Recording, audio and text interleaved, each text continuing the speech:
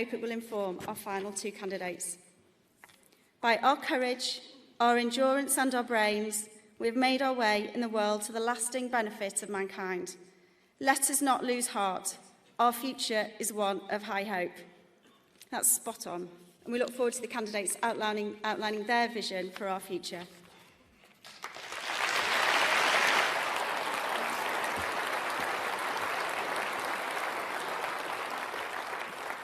Thank you very much, Pam. Well, before we get to our main event, let's hear from the chairman of the Conservative Party, Brandon Lewis.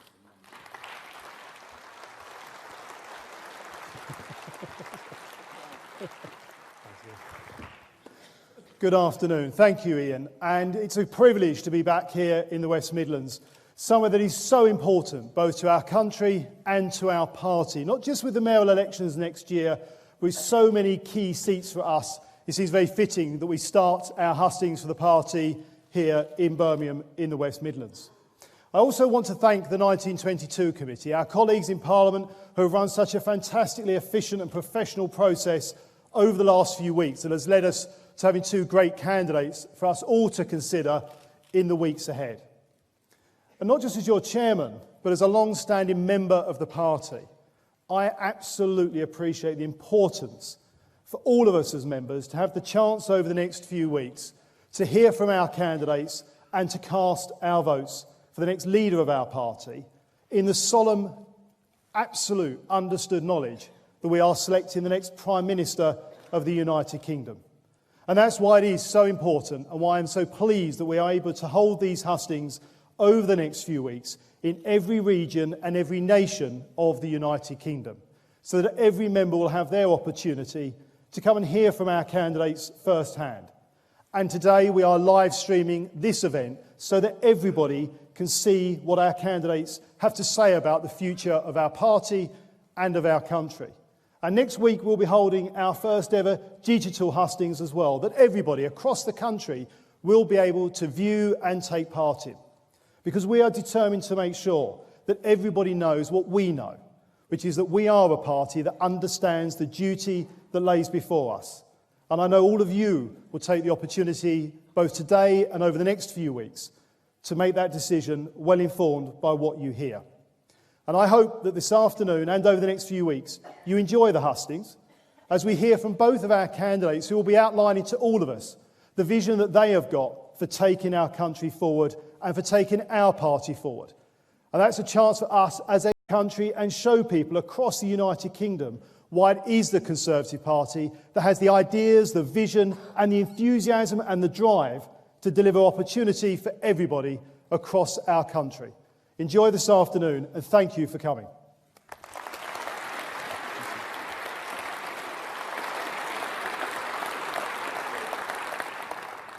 Lots were drawn and Boris Johnson will be going first, but before we hear from Boris Johnson, his campaign team have done a little video for us. Nice to see you. Hello, good morning. Hello.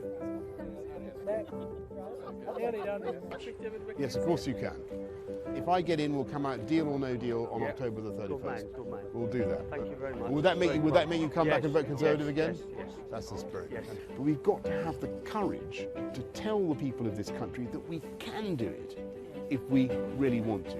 And that's the only way, actually. And you're the only person that can do that. A lot of teachers are telling me that they feel that the funding per pupil isn't high enough. We need more police out there, but sometimes I think we need. And stop and search? Yes. Totally with you.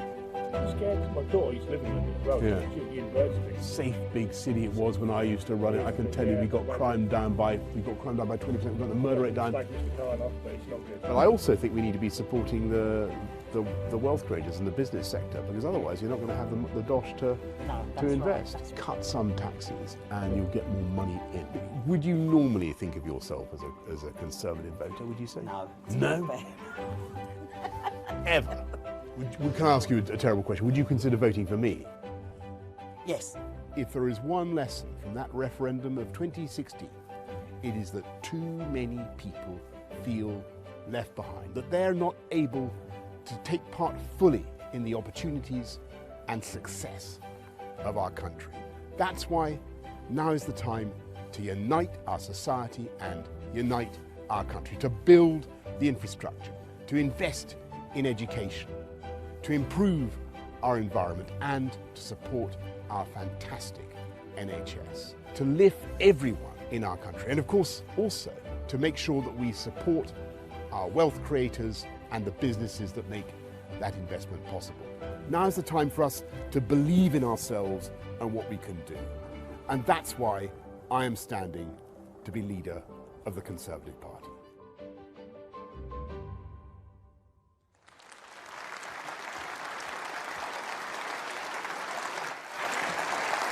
Good afternoon.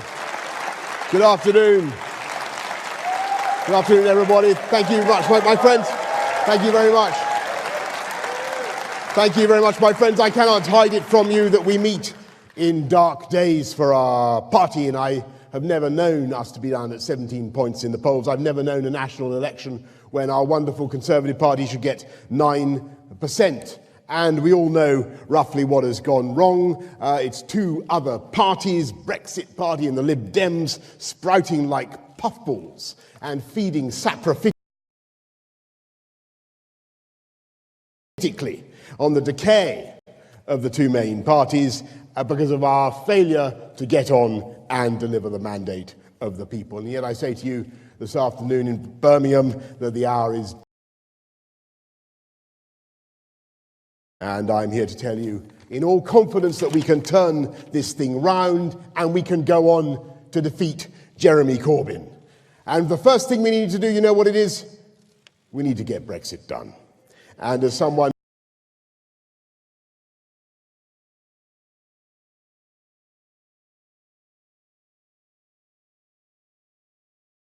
campaign for Brexit, who believes in Brexit, someone who has meditated deeply on the opportunities that Brexit could bring our country, I am the right man to unleash now on that project. And in fact, there is a pretty broad consensus, as you saw in the recent, slightly cacophonous BBC debate, about how to do it. In our country, you put them into law, you reserve the payment of the 39 billion. Creative ambiguity needed there, I think, until the solution. And then, of course, you solve the problems of free movement of goods across the Irish, Northern Irish and other borders to where they logically belong. And that is in the context of the free trade agreement that we will negotiate in the implementation period after we have come out on October the 31st. And of course, there will be those who say, oh, it will be all very difficult, and Brussels will say non, and rien ne va plus. And all I can say is I am utterly convinced that with the right energy and the right commitment, common sense will prevail. But just in case it does not, we must prepare to come out anyway. And we must be able to come out on WTO terms so that for the first time in these negotiations we carry conviction. And it's precisely because we will be preparing between now and October the 31st for a no-deal Brexit that we will get the deal we need. And if we can get this done and get it over the line, then we will pitchfork this incubus off our backs, we will end the sense of drift and indecision, and we will be able to get on with a fantastic modern Conservative agenda. And if I could sum up in one sentence my ambition for this country, it is to unite our country, unite our society, and to bring the whole of the UK together in the way that we were able to do in London. Because when I became elected 11 years ago, they talked of a tale of two cities in London. We had 4 of the 6 poorest boroughs in the whole of the UK. Well, I can tell you after 2 terms, 8 years, at the end of my time as mayor, we had none of the poorest 20 boroughs anywhere in the UK in London. Society came together, and how did we do it? We did it by fantastic investments in infrastructure to help people on modest incomes get to their place of work. We got crime down to about 20%, we got the murder rate down by 50%, and of course we championed the resurgence of education in London. And now is the time to apply that formula. Education, investment in infrastructure, use of technology to bring our whole country together. Because too many people, look at that Brexit vote, too many people feel left behind by the incredible success of this country. And our ambition must be now to bring Britain, uniting all four nations, the awesome, foursome, and uniting society. And you do it first with increased education funding, and I want to level up across the country. I want to see fantastic infrastructure, and I would like to be the Prime Minister who helps Andy Street to do here in the West Midlands with his fantastic plans for metro rail connectivity, what we were able to do with Crossrail and the tube upgrades in London. We should be pushing forward broadband across the whole country, and that is the way, far quicker than the current programme, and that is the way to create the platform for business to grow and invest. And we know that this incredible UK economy soars as it does, like an eagle, because it has two wings: a dynamic free market enterprise culture and fantastic public services, each giant wing propelling the other. And Jeremy Corbyn just simply does not understand that. It's not just that he's a Hamas-supporting, anti-Semitism condoning apologist for Moscow. You continue with all the compound adjectives that you're familiar with. He would whack up taxes: corporation tax, financial transaction tax, inheritance tax, income tax up to 50%, all to pay for his deranged £300 billion programme of renationalisation. And he and John McDonnell would pluck by taxation so many feathers from the wealth-creating wing that the whole UK economy would go into a death spiral. So let's keep Corbyn out. Let's keep McDonnell's plucking fingers away from this country. And let's take Britain forward.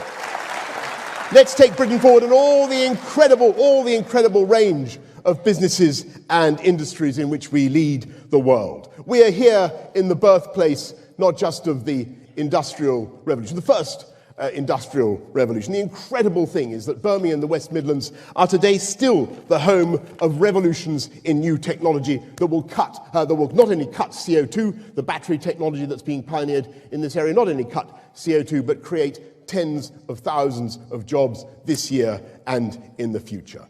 What we need to discover now, my friends, is a new confidence in our country. We need to revitalise our party.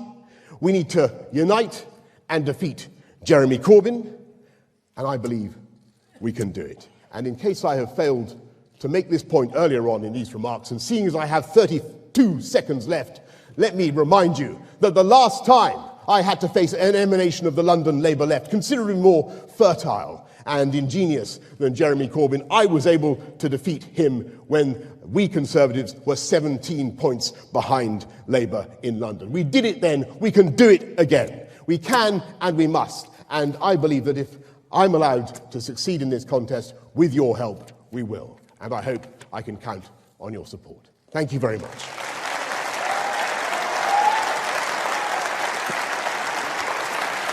Thank you. Do I go over that? Thank you.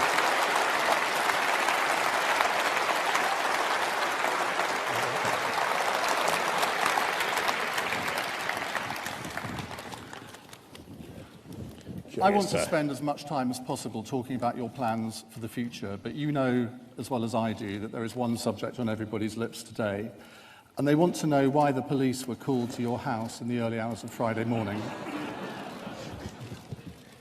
Thank you, Ian, and thank you very much for your kind remarks and your generous introduction, and thank you everybody for coming along to these first and most important hustings that we're going to be having.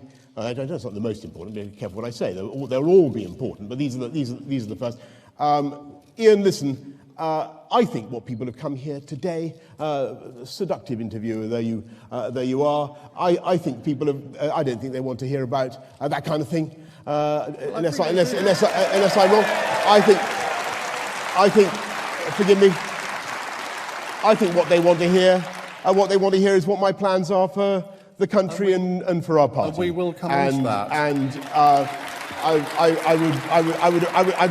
I know you're going to have to come back, and I salute your indefatigability. as a journalist. And Well, the thing is... I'm under the sad obligation of wanting to get my message across to our party. Well, about what you've needs to just be done. taken up a minute with that answer, which has told us absolutely nothing. If the police are called to your home, it makes it everyone's business. You are running for the office of not just leader of the Conservative Party, but Prime Minister.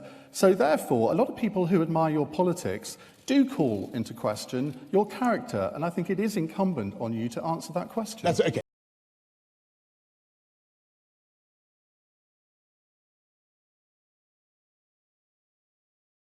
Well, look, that's a fair point.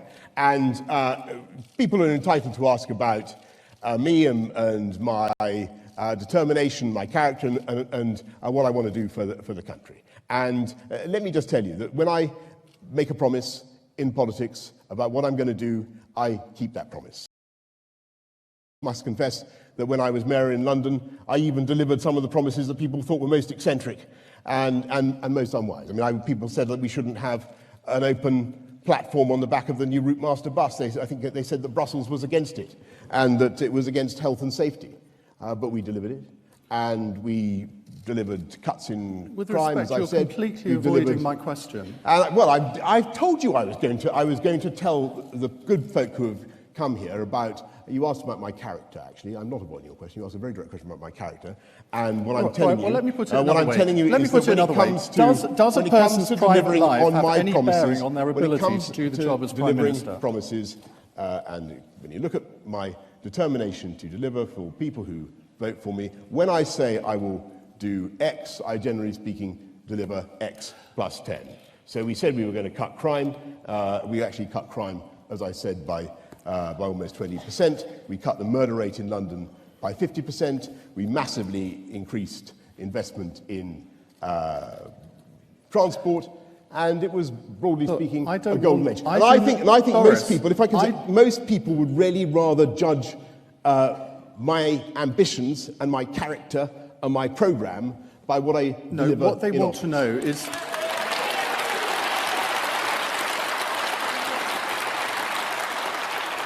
Just answer that. It is a very simple question. I think any politician, I shall ask Jeremy Hunt the same question as well. Does a person's private life... Don't boo! No. Don't boo the great man. When he answers this question, I will move on. No. Does a private life have any bearing on their ability to discharge the office of Prime Minister? Well, I've tried to give my answer pretty exhaustively. I think what people want to know is whether I have the determination and the courage to deliver on the commitments that I'm making, and it will need a lot of grit right now. And I think people are entitled to think about this, and this is a relevant consideration, actually, Ian. When I was mayor, we went through some very tough times, and we had the deepest recession for 50 years. We had riots, which you may remember. We had strikes. We had all sorts of really difficult things to deal with. The Olympics themselves, by the way, were no picnic to begin with. The opening, the 3 weeks before the Olympics were a heavily disguised disaster, actually. Everything that could go wrong did go wrong. And it was my job to keep people together, to bring our city together, and to get the job done.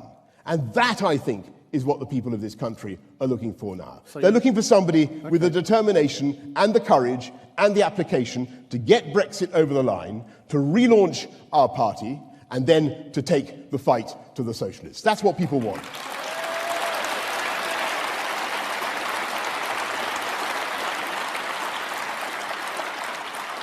So just to be clear, you're not going to make any comment at all on what happened last night? I think that's pretty obvious from the foregoing, Ian.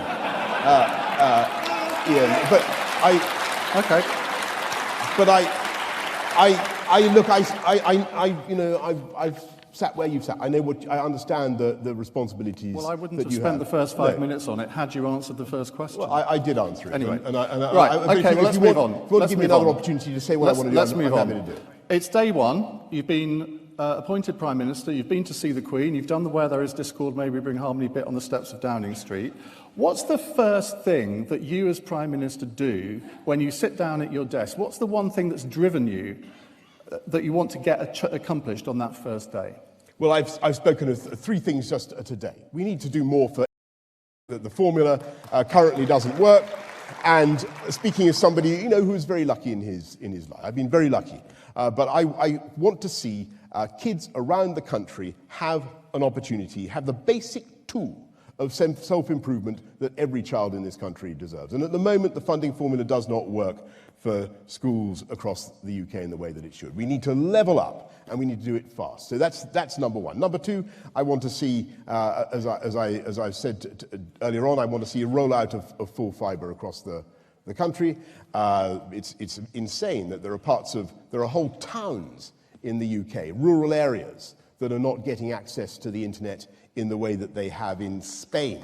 The internet is no longer a luxury. It's the basic utensil of economic growth and of communication. And we've got now whole areas of the country where people are looking at the spinning pizza wheel of doom, when in Spain they have 85% coverage of full fibre. We should be, if they can do it in Spain, and we got 7% in the UK. If they can do it in Spain, we should do it here. And then, of course, this is going to be a very busy day, but I can tell you as you will know, we have an immediate job of work to do to get ready for coming out of the EU on October I want to come on to that. 31st. And to do that, obviously, we'll need to. And on that first day, we'll come on to Brexit in just a second, but on that first day, you'll also be appointing your cabinet. I don't expect you to appoint your cabinet here, you'll be pleased to know. No. But will you offer Michael Gove a cabinet job? Well, Ian, you've just said that you don't expect me to appoint my cabinet here, and you've just, I don't expect you to say which job. You're a brilliant question, and you're a very tough interrogator, but you could at least be consistent in your approach. I don't expect you to tell me which job, but do you want him in your team? I see there are plenty of candidates here in this room, and it would be invidious of me to speculate about that. But what I will say, actually, is that there is at the moment probably a greater wealth of talent in the Parliamentary Conservative Party than I think I've ever seen in my lifetime. That's enough sucking up to the front row. I'm just telling you. Right, Brexit. October the 31st, obviously a very important date. Now, your critics accuse you of slightly pivoting on your commitment at your leadership launch to leave by that date. All this audience, that will happen come what may. Yeah, all I said was the most bizarre thing. All I said in the BBC debate, which was basically, the whole thing was completely inaudible, but what I said was that leaving on October the 31st my words were eminently feasible.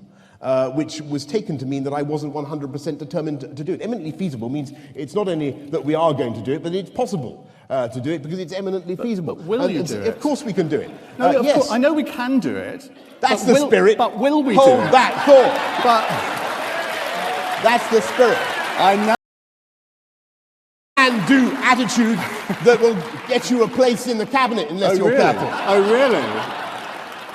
That's what we want to hear. Flattery will get you everywhere. No, but seriously, if you say it's eminently feasible, that means it's possible. What this audience wants to hear is that you are definitely committed to doing it. You know it will be done, not just can be done, and you've got a plan for that. Let me. I think it's worth spending a bit of time on this because this is obviously the number one task, and clearly. There is a change in politics since March the 29th when we failed to come out and then failed to come out again on April the 8th. And as I was saying in my introduction, what we have now is both parties really staring down the barrel because, as I said, we're losing votes to parties that are quite properly feasting on our failure to get this done, both the Liberal Democrats and, of course, the new Brexit Party. And you would expect them. You would expect them to move into this territory because we failed to get it done. And so I think all of us in the Conservative Party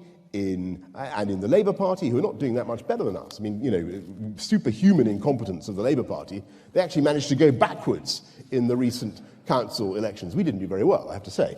But they went backwards too. They are facing, like us, an existential crisis unless we get this done, unless we come together, take our responsibilities soberly and with maturity as elected representatives and get out with a sensible deal. And as I was saying, there are various elements that we have to get right.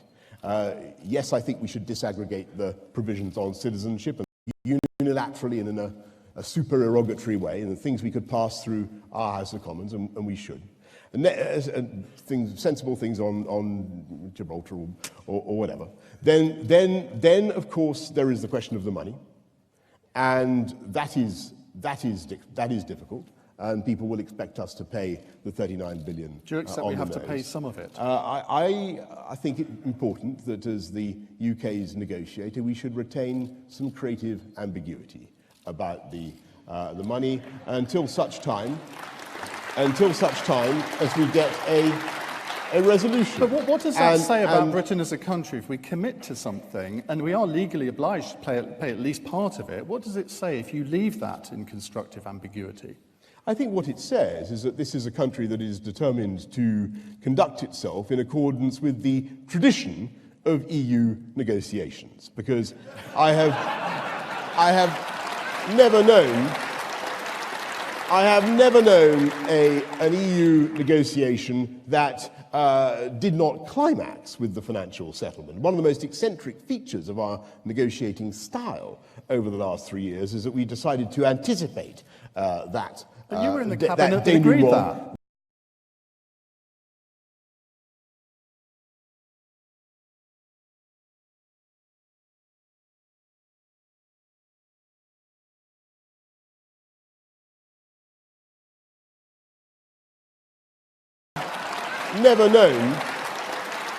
I have never known an EU negotiation that did not climax with the financial settlement. One of the most eccentric features of our negotiating style over the last 3 years is that we decided to anticipate that. But you were in the cabinet that agreed that.